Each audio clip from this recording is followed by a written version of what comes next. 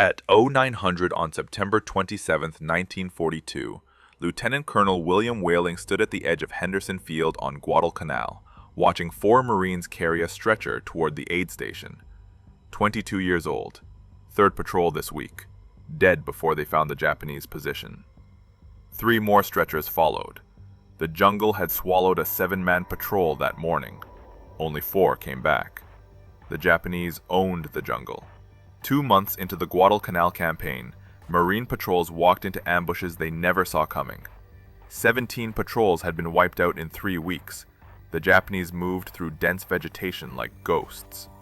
Marines trained for frontal assaults could not see an enemy soldier 10 feet away. Enemy snipers picked off officers. Machine gun nests stayed hidden until entire squads walked past, then opened fire from behind. Whaling knew this pattern would kill them all. The 1st Marine Division had lost 400 men to Japanese ambushes in September alone.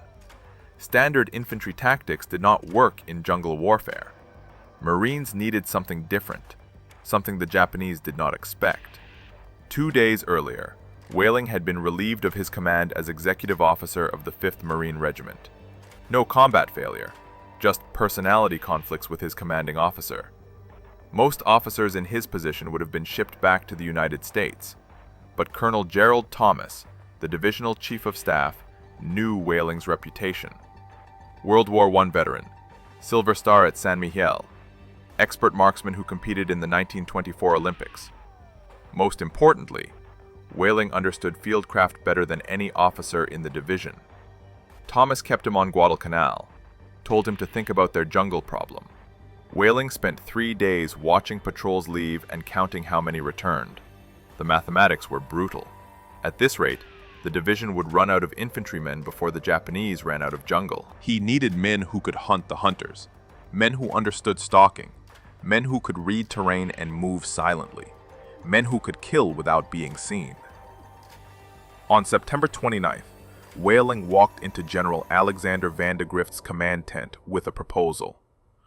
Organized a scout sniper unit, 100 volunteers, hand-picked from Marines with hunting backgrounds, outdoorsmen, skilled marksmen. Train them in reconnaissance and ambush tactics. Send them into the jungle in small teams to gather intelligence and eliminate Japanese positions before regular patrols advanced. Van de Grift approved immediately. The general had studied Lieutenant Colonel Robert Rogers and his Ranger tactics from the French and Indian War. Small, mobile units operating independently behind enemy lines. The idea fit perfectly with their desperate situation on Guadalcanal. Whaling had 1 week to find his men and start training. If you want to see how Whaling built the deadliest unit in the Pacific, please hit that like button. It helps us share these forgotten stories with more people. And please subscribe if you haven't already. Back to Whaling. He started reading service records that night, looking for specific markers: expert rifle qualification, rural backgrounds, hunting experience. Disciplinary records that showed independence, not cowardice. Men who thought for themselves. The kind of Marines who got in trouble for questioning orders, but always completed the mission. By October 1st, Whaling had identified 43 candidates. He called them to a briefing at 0600 on October 2nd, told them the assignment was voluntary, told them the casualty rate for reconnaissance work ran above 50%, told them they would operate in teams of 2 or 3, sometimes for days behind Japanese lines. No backup, no extraction if things went wrong. 41 volunteered immediately. 2 walked away. Whaling looked at the men standing in front of him. Most were 20 years old or younger. Half had been in combat less than 2 months, but they had something the regular infantry did not. They wanted to hunt, and Whaling was about to teach them how to become the most feared unit the Japanese would face in the Pacific War.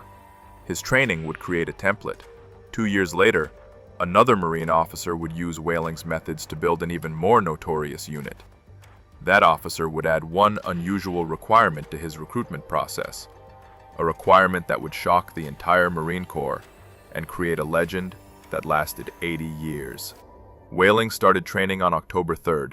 No manuals existed for what he was building.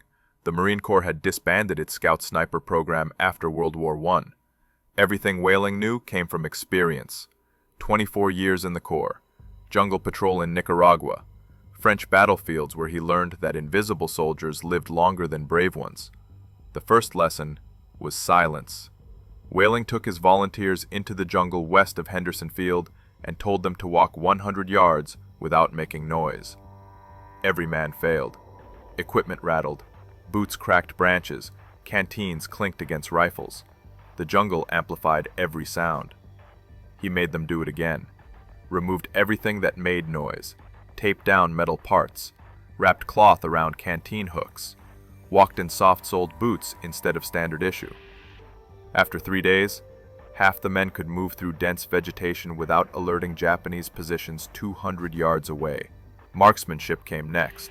Most Marines could hit targets at 300 yards on a rifle range, but rifle ranges did not have wind, or rain, or targets that shot back.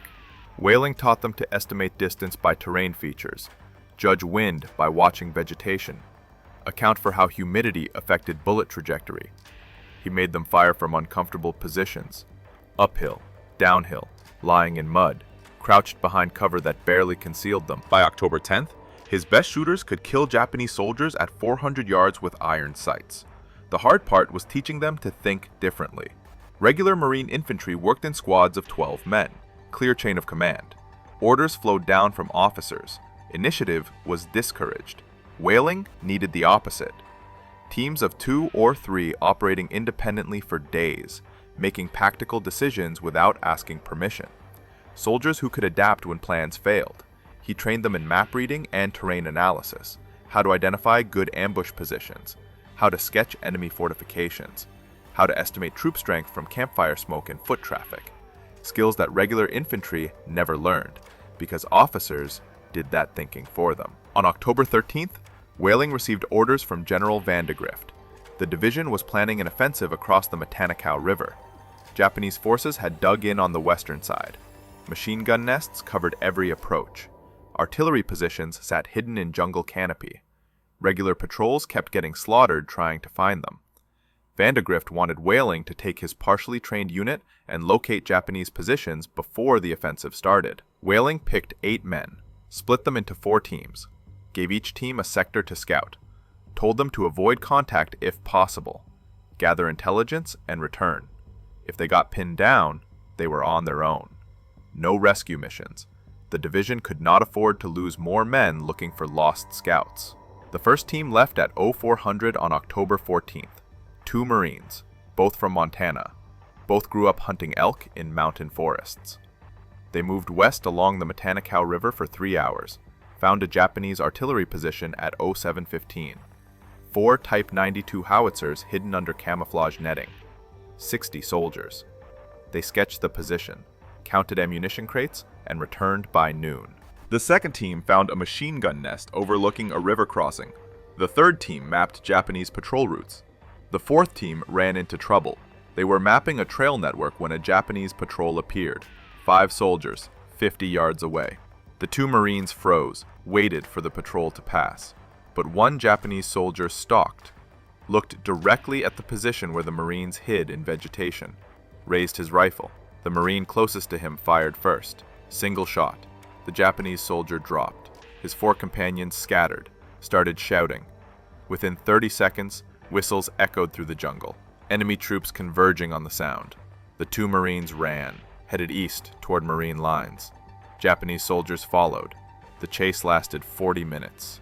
The Marines reached friendly positions with 11 enemy soldiers 200 yards behind them, but they brought back critical intelligence. Whaling now had detailed maps of Japanese positions along a 2-mile front, information that regular patrols had failed to gather in 2 months of trying, information that cost dozens of Marine lives. General Vandegrift looked at the maps on October 15th and immediately changed his offensive plan. Instead of a frontal assault, he would use the scout teams to guide flanking maneuvers around Japanese strongpoints. Whaling's unit had proven the concept worked. Now Vandegrift wanted more. He told Whaling to expand, find another 60 volunteers, form a full company, and prepare for the largest Marine offensive of the Guadalcanal campaign. The battle for the Matanakaw was coming. and Whaling's scout snipers would lead the way into the deadliest jungle fighting the Pacific War had seen. The Matanakaw offensive began at 0600 on October 6, 1942. Whaling scouts moved out 30 minutes before the main assault. Their mission was simple: infiltrate Japanese lines, locate command posts and artillery positions, eliminate officers and radio operators, create chaos before Marine infantry crossed the river. Whaling organized his scouts into a special task force, combined them with 3rd Battalion 2nd Marines. The unit was officially called the Composite Battalion. Everyone else called it the Whaling Group. They crossed the Matanakaw River 3 miles upstream from Japanese positions, moved through jungle so dense that visibility dropped to 20 feet. No trails, no maps, just compass bearings and intuition. By 0800, they had penetrated 2 miles behind Japanese lines without being detected. The first engagement happened at 0920. A Whaling Group scout team spotted a Japanese command post, tent with radio equipment, 6 officers studying maps, 15 soldiers providing security. The scouts waited until officers gathered for a briefing, then opened fire from 200 yards, killed 4 officers in the first volley. The remaining Japanese soldiers scattered into jungle, never found who shot them. 30 minutes later, another scout team eliminated a forward observer calling artillery strikes on Marine positions. Single shot from 300 yards. The observer dropped. Artillery fire stopped. Marine infantry advanced 600 yards before Japanese gunners realized their spotter was dead. By noon, Whaling Group had encircled Japanese positions west of the Matanakaw. Regular Marine battalions attacked from the east, while scouts cut off retreat routes. Japanese forces found themselves trapped between 2 forces. No escape, no reinforcements. The fighting lasted 4 days. Between October 6th and October 9th, approximately 750 Japanese soldiers died in the encirclement. The 4th Infantry Regiment effectively ceased to exist as a combat unit. Marine casualties were lighter than any previous offensive: 43 killed, 112 wounded. General Vandegrift credited the scout snipers with changing the tactical situation. Small teams gathering intelligence, eliminating key targets, disrupting command and control. The Japanese had not expected Marines to fight like this. Expected frontal assaults, not infiltration and ambush. Whaling's methods worked, but they came with a price. On October 8th, Whaling took shrapnel from a mortar round. Nothing critical, just enough to put him in a field hospital for observation. Infection set in 3 days later. By October 15th, fever forced evacuation to a hospital ship. He spent the next 4 months recovering, missed the rest of the Guadalcanal campaign, but his program survived. The 1st Marine Division formally established scout sniper platoons in each infantry regiment. Headquarters Company got a dedicated reconnaissance section. Training became standardized. Selection criteria formalized. Everything Whaling created from scratch in September became official Marine Corps doctrine by December.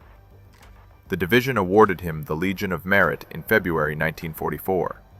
Citation read that he organized a scout sniper detachment and supervised training of selected groups in scouting, stalking, and ambush tactics.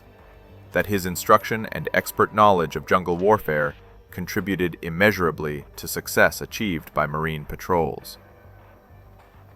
Whaling never returned to Guadalcanal. Took command of 1st Marine Regiment in Australia, led them at Cape Gloucester. Eventually commanded 29th Marines on Okinawa, where he earned the Navy Cross. Retired as a Major General in 1954. But his real legacy was not medals. It was a concept, a template for how Marines could fight differently. His program became the foundation for all Marine scout sniper operations. Through World War II, Korea, Vietnam, every conflict where Marines needed eyes in places regular infantry could not go. 2 years after Whaling created his program, another Marine officer read his after-action reports, studied his training methods, decided to build something even more aggressive, an elite platoon that would take Whaling's ideas and add one controversial twist. This officer did not want disciplined Marines. He wanted fighters, Troublemakers. Men who won brawls and ended up in the Brig. He was about to create the most legendary scout sniper unit of the Pacific War. At 0700 on January 15, 1944, First Lieutenant Frank Tachovsky walked through the Brig at Marine Corps Base Camp Tarawa in Hawaii. 29 years old, combat veteran of Guadalcanal and Tarawa, looking for the worst Marines in the 2nd Marine Division. He found them. 18 men locked in cells for fighting, assault charges, insubordination, destruction of property, the kind of disciplinary problems that got Marines dishonorably discharged. Tachovsky was not there to punish them. He was there to recruit them. 3 months earlier, Colonel James Risley had given Tachovsky an unusual order. Form an elite scout sniper platoon for the 6th Marine Regiment. Model it after British commandos. Train 40 men in reconnaissance and long-range killing. But do not recruit from regular infantry. Risley wanted something different. He wanted men who could not follow orders, men who thought for themselves, men who would survive behind enemy lines where rulebook tactics got you killed. Tachovsky understood the assignment. He had read William Whaling's after-action reports from Guadalcanal, studied how small teams of scouts disrupted Japanese operations. But Whaling had recruited hunters and outdoorsmen, disciplined men who happened to have fieldcraft skills. Tachovsky wanted the opposite. He wanted fighters. His selection criteria was simple. Find Marines who won fights and ended up in the Brig. Ignore the losers who went to the infirmary. He explained his logic to skeptical officers. When 2 Marines fight, 1 wins and 1 loses. The loser goes to sickbay. The winner goes to the Brig for assault. Standard Marine justice punished the wrong man. The winner proved he could handle himself, proved he would not quit when things got violent. That was the Marine Tachovsky wanted on his team. The Brig commander thought he was insane, told him these men were troublemakers, criminals, the worst discipline cases in the division. Tachovsky said that was exactly what he needed. Over 3 weeks, Tachovsky interviewed 47 Marines with disciplinary records, asked them why they fought, what they did before joining the Corps, whether they could kill a man silently with a knife. 23 volunteered. Another 17 came from regular infantry, Marines with expert marksman ratings who had proven themselves at Tarawa. By February 1st, Tachovsky had his 40 men, called them the Scout Sniper Platoon of the 6th Marine Regiment. The nickname came later, after they started stealing everything not bolted down on the big island of Hawaii. Training began in the jungle highlands near Hilo. Tachovsky used Whaling's methods as a foundation. Silent movement, long-range marksmanship, map reading. Then added hand-to-hand combat training, knife fighting, garrote techniques, how to kill sentries without making noise. British commando tactics adapted for Pacific jungle warfare. The platoon learned to live off the land, hunt wild boar, catch fish, identify edible plants. Survival skills for operating behind enemy lines where resupply was impossible. They trained with piano wire garrotes, learned how to roll the wire in glue and crushed glass. One Marine named Wild Bill Emmerich became infamous for rescuing wounded men from kill zones using nothing but a garrote and silence. Equipment was a problem. The Marine Corps issued them World War I-era Springfield rifles. Outdated rations. No proper camouflage.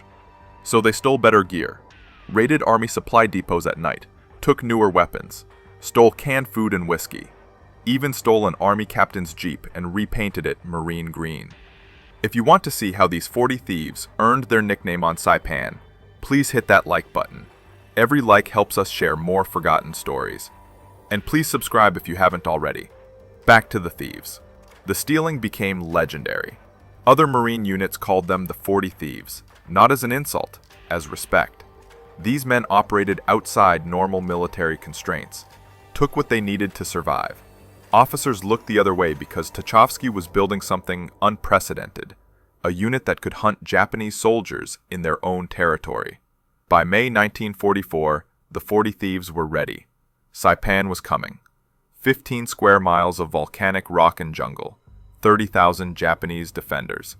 The first invasion of Japanese home territory. High Command expected 70% casualties in the first week. The Thieves would go in first. Days before the main landing, their mission was simple: scout enemy positions, map defenses, kill officers, and survive long enough to guide the assault force through the bloodiest invasion of the Pacific War. At 0530 on June 15, 1944, Corporal Bill Knuppel crouched in a Higgins boat 300 yards off Saipan's western shore. 21 years old, member of the 40 Thieves, watching naval bombardment tear apart the beach ahead. The noise was unbelievable. 16-inch guns from battleships, 5-inch destroyer batteries, rockets from landing craft. The entire shoreline disappeared under smoke and fire. The Japanese were waiting anyway. The 2nd and 4th Marine Divisions hit the beach at 0840. 8,000 Marines in the first wave. Japanese artillery opened fire immediately. Mortars, machine guns, artillery zeroed on landing zones. Marines died before they left their boats. Bodies floated in surf. Wounded men drowned in 3 feet of water. The 40 Thieves landed in the 4th wave. Their mission was different from regular infantry. While line companies fought for the beaches, Tachovsky's platoon moved inland, looking for Japanese command posts, artillery positions, supply dumps, targets that regular Marines would not reach for days. By noon, the Thieves had penetrated half a mile inland, found themselves in dense sugarcane fields where visibility dropped to 10 feet. Perfect terrain for ambush. Japanese soldiers hid everywhere, in caves, underground bunkers, spider holes covered with vegetation. The first silent kill happened at 1300 hours. 2 Thieves were scouting a trail when they spotted a Japanese radio operator, alone, setting up antenna wire. They approached from behind. Piano wire garrote. The operator died without making a sound. They took his maps and radio codes, left his body hidden in sugarcane. 2 hours later, another team eliminated a 3-man observation post. Knives. No gunfire. Japanese officers never knew their forward observers were dead. Artillery fire became uncoordinated. Marines advanced through gaps in defensive fire. This was what Tachovsky had trained them for. Silent killing. Operating independently. Making tactical decisions without orders. The Thieves moved through Japanese-controlled territory like ghosts. Regular infantry fought set-piece battles. The Thieves hunted. On June 16th, Tachovsky led a patrol to scout Mount Tipo Palais, a volcanic peak in central Saipan. Intelligence reports said Japanese forces used the mountain as an observation post. Someone up there was calling artillery strikes on Marine positions. Tachovsky needed to find them. The patrol climbed through jungle so thick they used machetes, reached the base of Mount Tipo Palais at 0900, found a trail leading up the slope, fresh footprints, bicycle tracks.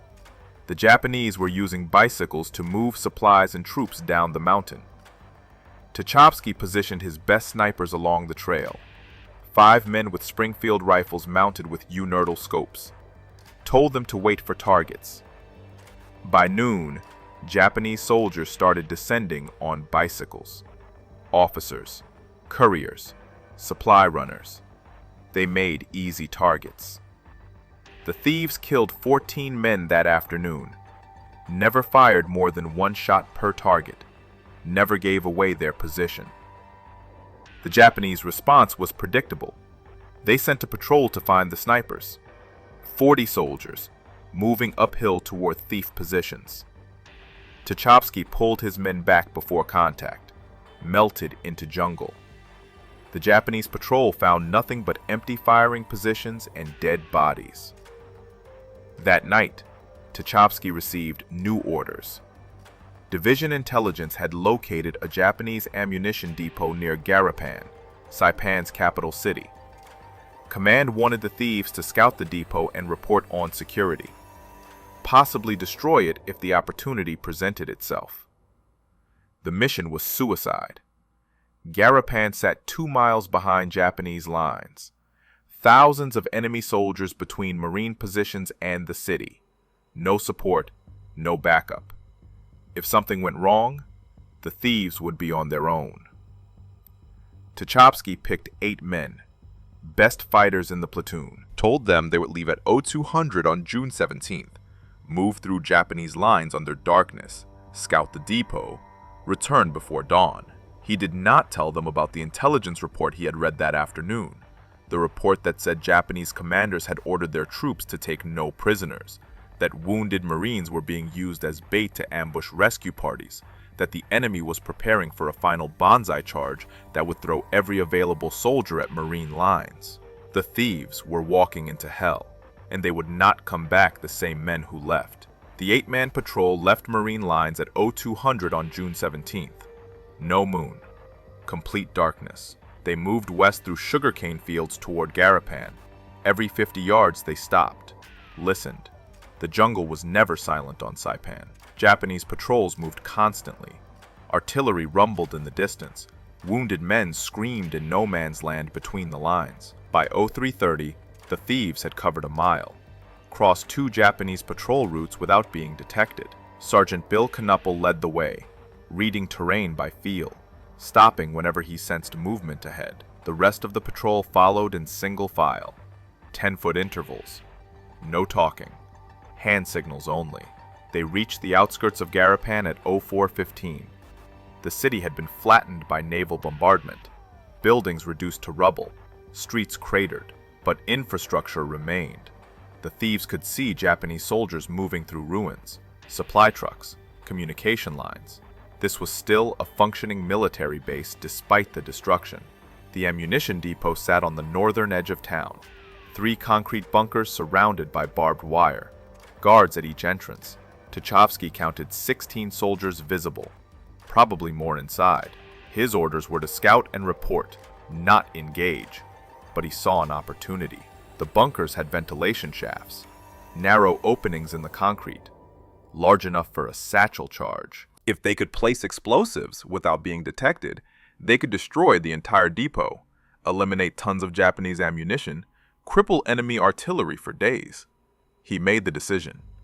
2 men would approach the nearest bunker, plant charges. The rest would provide covering fire if things went wrong. They would detonate at 0500, then run like hell back to Marine lines before Japanese forces realized what happened. Corporal Roscoe Mullins and Private Otto Hebel volunteered. Both had engineering experience. Both understood demolitions. They moved toward the bunker at 0430, crawled the last 100 yards. Took 20 minutes to reach the ventilation shaft. Japanese guards walked patrol routes 30 feet away. Mullins waited until a guard turned his back, then lifted the satchel charge to the ventilation opening, wedged it inside, set the timer for 15 minutes, pulled back slowly. They were 10 yards from the bunker when a guard spotted them. The Japanese soldier shouted, raised his rifle. Mullins fired first. The guard dropped, but his shout had alerted the entire depot. Whistles echoed through ruins. Soldiers poured out of buildings. The thieves opened fire from their position 200 yards away, covering Mullins and Hebel while they ran. The satchel charge detonated at 0457, 3 minutes early. The explosion tore through the bunker. Secondary explosions followed as ammunition inside ignited. Artillery shells, mortar rounds, small arms ammunition. The entire depot chain reacted. Explosions continued for 5 minutes. The sky turned orange. Debris rained down across Garapan. The thieves used the chaos to escape, ran east through sugarcane fields, while Japanese forces tried to contain fires and evacuate remaining ammunition. By 0600, they had crossed back into Marine lines. All 8 men, no casualties. They had destroyed the largest ammunition depot in northern Saipan. Division intelligence estimated the explosion eliminated 30% of Japanese artillery ammunition. Enemy fire dropped significantly over the next 2 days. Marine casualties decreased, the advance accelerated. But the mission had consequences. Japanese commanders realized Marine scout units were operating behind their lines. They increased patrols, set ambushes, started using wounded Marines as bait. Any Marine caught alone faced immediate execution. The rules of warfare on Saipan changed after Garapan. On June 19th, a thief patrol walked into an ambush near Mount Tipo Palais. 4 men, scouting a trail network. Japanese soldiers had positioned themselves in trees and underground positions, waited until the patrol was surrounded, then opened fire. The patrol leader was killed instantly. The other 3 fought their way out, wounded. 1 man took a bullet through the shoulder. Another had shrapnel in his leg. They made it back to Marine lines but brought terrible news. The Japanese had used 2 wounded Marines as bait, left them crying for help in an open clearing. When the thief patrol approached, the ambush triggered. The wounded Marines died in the crossfire. That night, the 40 thieves held an unofficial meeting. No officers present, just enlisted men. They voted unanimously. No thief would be taken alive. If wounded and unable to escape, other thieves would ensure a quick death rather than capture and torture. The war on Saipan had become personal. By June 23rd, the 40 thieves had been in continuous combat for 8 days. No rest, no rotation off the line. They operated in 12-hour shifts. Half the platoon scouting during daylight, the other half infiltrating Japanese positions at night. Sleep came in 2-hour intervals. Food was whatever they could steal or scavenge. Casualties mounted. The platoon had started with 40 men. By June 23rd, 32 remained combat effective. 3 were dead, 5 wounded badly enough for evacuation. The mathematics were simple. If combat continued at this rate, the platoon would cease to exist by July 1st. But they kept hunting. On June 24th, a 4-man team scouted Japanese positions in the Kagman Peninsula, found a battalion command post in a cave system, 20 officers, radio equipment, maps showing defensive positions across northern Saipan. The team could not assault the cave, too many guards, so they marked the position and called in artillery. Naval gunfire destroyed the cave at 1600 hours, direct hit with 14-inch shells. The entire command structure of a Japanese battalion disappeared in one strike. Enemy coordination collapsed. Marines advanced 300 yards that afternoon with minimal resistance. The next day brought the worst loss the thieves would suffer. Corporal Martin Dyer led a patrol into dense jungle near Mount Tapochau. 5 men. Mission was to scout Japanese artillery positions reported in the area. They found the artillery. 4 Type 92 guns positioned in a narrow ravine, camouflaged with vegetation, completely hidden from aerial reconnaissance. Dyer's patrol observed the position for 30 minutes, counted crew members, noted ammunition storage locations, then began withdrawal. They were 200 yards from the artillery position when Japanese infantry appeared from 3 directions. The ambush was perfect. Machine guns opened fire from elevated positions, rifles from ground level. The patrol was caught in the kill zone with no cover. Dyer ordered his men to scatter, run for Marine lines. He stayed behind with a Browning automatic rifle, provided covering fire while his team escaped. 3 men made it out. Dyer and 1 other Marine did not. The Marine who stayed with Dyer was found later, dead from multiple gunshot wounds. Dyer's body was never recovered. Japanese forces had overrun the position before Marines could retrieve remains. The patrol survivors reported that Dyer had killed at least 7 Japanese soldiers before his position was overwhelmed. For his actions, he was posthumously awarded the Navy Cross. Citation read that he sacrificed himself to ensure his patrol's survival. His leadership and courage were in keeping with the highest traditions of the Marine Corps. The thieves took Dyer's death hard. He had been popular, good leader, the kind of Marine who never asked anyone to do something he would not do himself. His loss reminded everyone that skill and training only delayed the inevitable on Saipan. Eventually, the numbers caught up. June 26th brought news that changed the tactical situation. Japanese forces were preparing for a massive Banzai charge. Intelligence estimated 3,000 soldiers would attack Marine positions in a suicidal assault. Command wanted the thieves to infiltrate Japanese assembly areas, locate officers, eliminate them before the attack began. Tachovsky received orders at 2200 on June 26th. The Banzai charge would likely happen within 48 hours. He had 1 night to disrupt Japanese preparations. His mission was to take 20 thieves deep behind enemy lines, Find command posts. Kill as many officers as possible. Create chaos before the assault. It was the most dangerous mission the platoon had received. Japanese forces were consolidating, thousands of soldiers moving into attack positions. Security would be intense. The Thieves would be operating in an area saturated with enemy troops. Extraction would be nearly impossible if things went wrong. Tachovsky briefed his men at 2300, told them the odds, told them casualties would be high, asked for volunteers. All 20 men stepped forward, not because they were brave, because they understood what happened if they failed. The Banzai charge would hit Marine lines with overwhelming force. Thousands of men would die, unless someone disrupted Japanese preparations first. The Thieves would go. They would hunt officers in the darkness, and they would probably not all come back. The 20 Thieves moved out at midnight on June 27th. No moon, heavy cloud cover, perfect conditions for infiltration. They split into 5 teams of 4 men each. Each team had a designated sector. Each team knew they were on their own if contact occurred. Tachovsky led the center team, moved west through Japanese lines toward reported command post locations.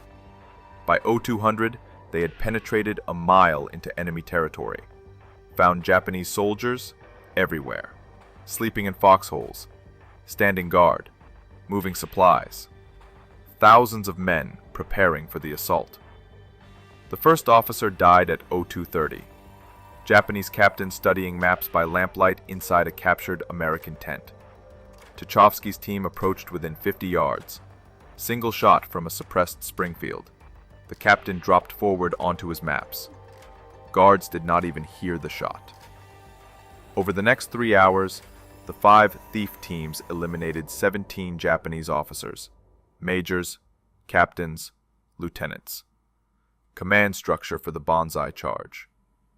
Each kill was silent. Each team extracted without detection. By 0530, all 20 thieves had returned to Marine lines.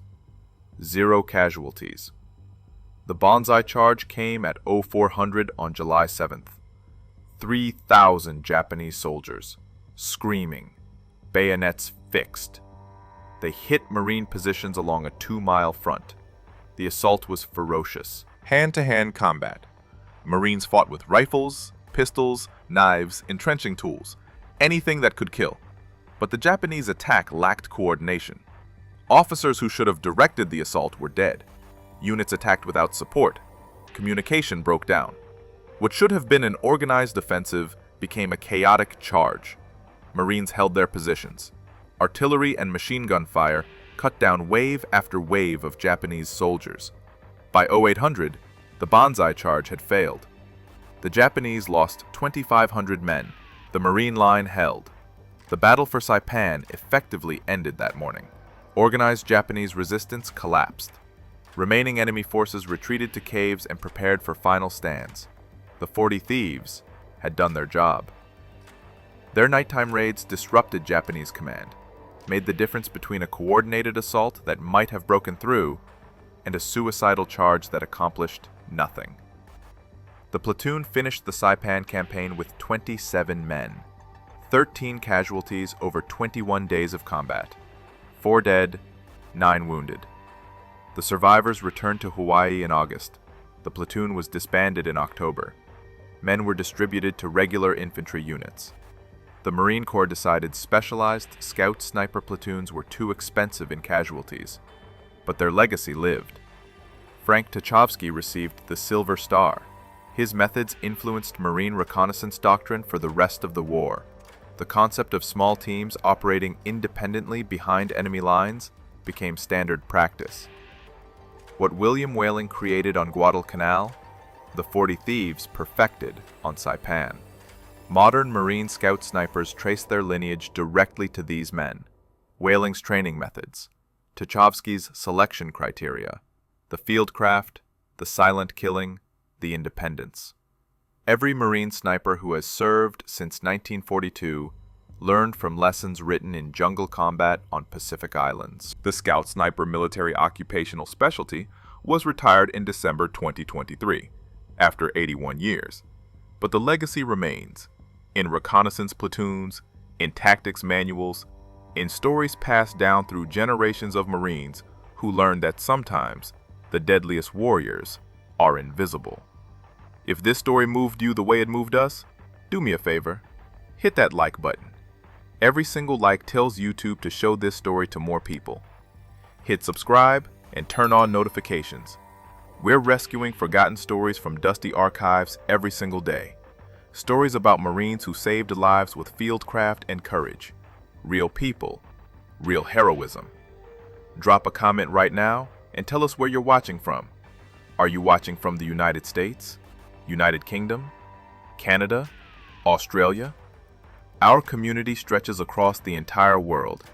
You're not just a viewer, you're part of keeping these memories alive. Tell us your location. Tell us if someone in your family served. Just let us know you're here.